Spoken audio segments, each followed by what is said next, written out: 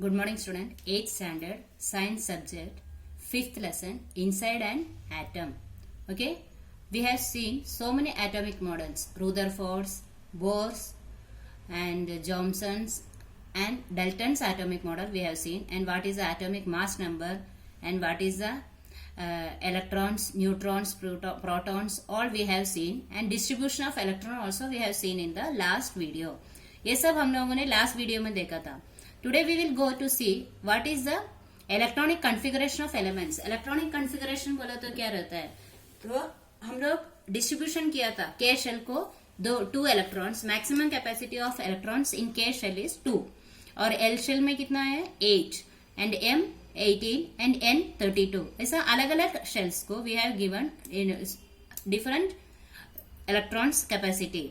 Okay, तो जो electron जो है वो क्या करते हैं, इलेक्ट्रॉन्स जो है, each electron has a definite energy as per the shell in which it is present. एक शेल में जितना इलेक्ट्रॉन्स है उसका एनर्जी ये रहता है. Energy of an electron in the first shell के इज द लोवेस्ट. सबसे कम कौन सा शेल में है, के शेल में. और energy of electron in the subsequent shells goes on increasing with the ordinal number of shell. तो नंबर का शेल का नंबर जैसे बढ़ता जा रहा है वैसा उसका एनर्जी भी इंक्रीज होता है.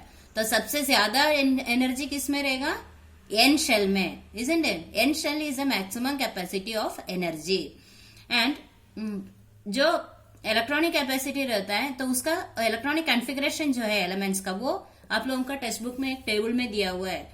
हर एक एटम का नाम दिया है, उसका सिंबल क्या है, और इलेक्ट्रॉन्स कितना है, टोटल नंबर ऑफ इलेक्ट्रॉन्स दिया है, और कैसे डिस्ट्रीब्यूशन किया है, के एल एम एन शेल में कैसे डिस्ट्रीब्यूशन किया है, ये सब आपका टेक्स्ट बुक में दिया हुआ है. तो आप लोग घर पे ट्राई कर सकते हैं ये, ठीक है, कंप्लीट कर सकते. You can complete the table in your at home, क्योंकि in first shell 2 and in second shell maximum capacity is 8.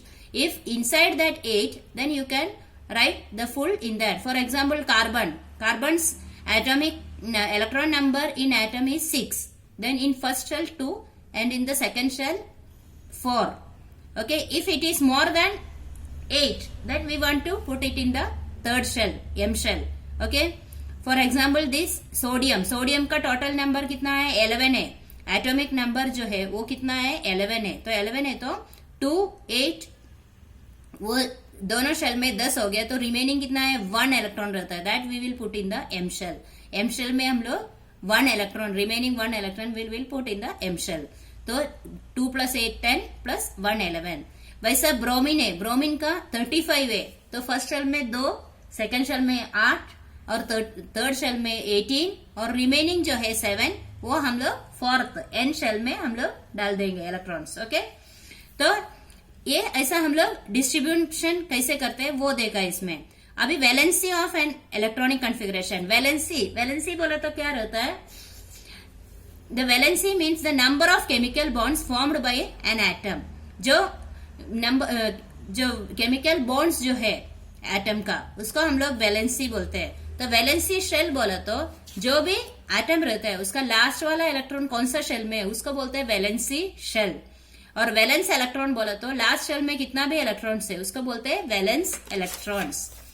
तो हम लोग फॉर एग्जांपल ये आप लोगों का पेज में दिया है हाइड्रोजन का कितना है, एटॉमिक नंबर जो है 7, ये है 1 है. तो वो फर्स्ट शेल में, हाइड्रोजन का फर्स्ट शेल में H रहेगा. वैसे ही सोडियम का 11 है. तो वैलेंसी शेल कौन सा रहेगा, सबसे लास्ट वाला शेल, थर्ड शेल M, उसमें एक ही इलेक्ट्रॉन है. तो वैलेंस इलेक्ट्रॉन कितना है, 1 है. और वैलेंसी शेल कौन सा है, लास्ट वाला शेल जो है उसको हम लोग वैलेंसी शेल बोलते हैं, वैलेंस शेल.